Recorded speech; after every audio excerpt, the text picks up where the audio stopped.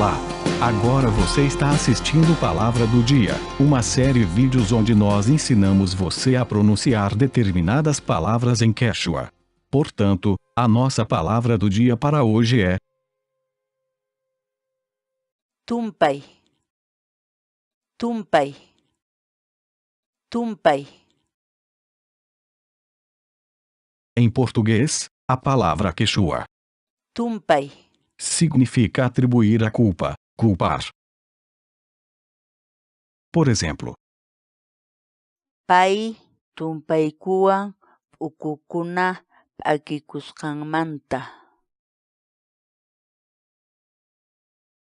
Tente e baixe nossos programas de verificação ortográfica em Quechua, usando nossas aplicações web ou desktop.